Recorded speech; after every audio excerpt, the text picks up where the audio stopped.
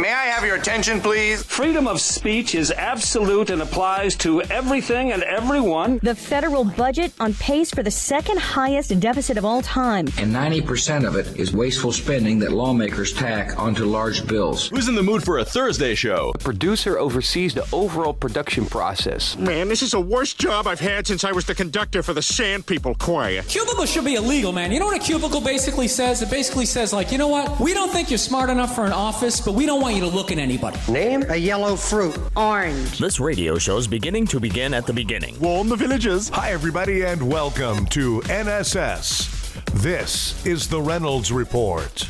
For nearly 4 decades, fans of the late singer Elvis Presley have made a solemn procession past his grave at his Graceland mansion during the annual candlelight vigil commemorating his death, without paying a penny. This year, on the 40th anniversary of the rock and roll icon's death, it's costing $28.75. Many fans are not happy with this. Visitors who plan to attend the vigil starting Tuesday night must have an Elvis Week Property Pass wristband to walk up the long driveway past the graves where Presley and relatives are buried. The wristband also provides access to the new $45 million entertainment complex at the Memphis tourist attraction. Presley died August 16, 1977 in Memphis. Former California Governor Arnold Schwarzenegger has donated $100,000 to help a Los Angeles-based group's effort to fight hate, saying he was horrified by the anti-Semitic and racist protests in Charlottesville, Virginia. He wrote on Facebook,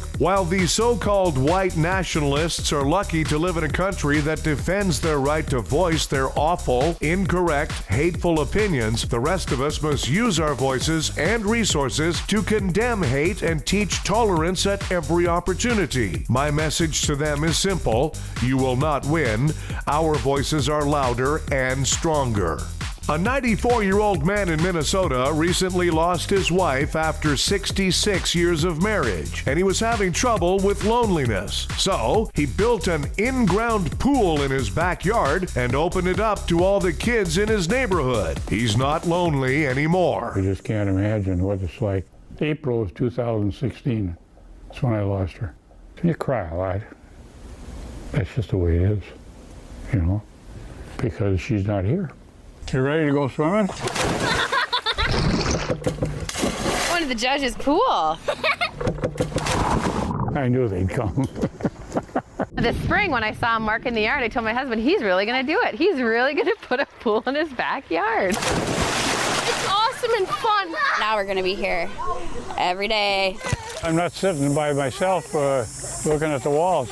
And it's him spreading joy throughout our neighborhood and for these kids. When you get to know him and talk to him, that's one of the things he just talks about. He's like, I never had any grandkids. And so in a way, we're like, well, you kind of adopted our whole neighborhood of kids. These are your grandkids. Thank you. You're welcome.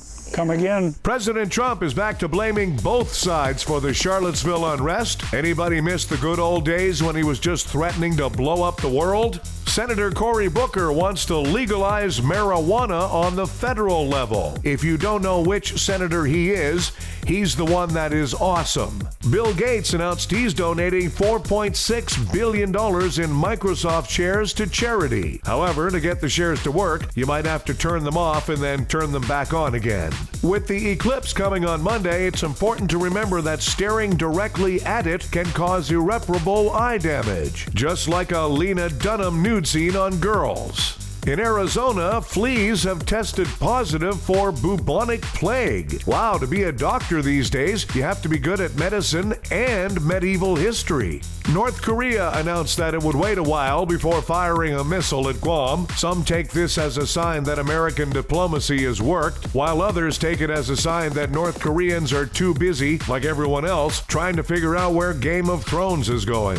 A 16-year-old Wichita high school student is running for governor of Kansas. The teenager's 2 campaign promises are to address healthcare and to get to second base with Ashley in trigonometry. Time for Nobody Gives a F***. The Jersey Shore reunion airs August 20th on the E! channel, and the Sun goes into hiding the day after. Coincidence? I think not. Hey, idiots from Jersey Wasteland. Nobody gives a f***.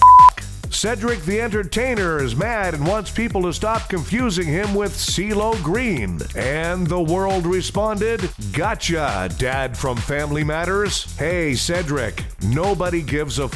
And a lot of people think Steve Bannon will soon be fired from the White House. Bannon's not worried, as he can always pursue a lucrative career as a male model. Hey, poster boy for the alt-right, nobody gives a f***. Thanks, everybody. We have a new episode of the Reynolds Report for you every weekday. Be sure to check out NSS Live, starring Frank D'Angelo and his celebrity panel of guests, including the legendary Phil Esposito. Tuesdays and Thursdays. NSS Live.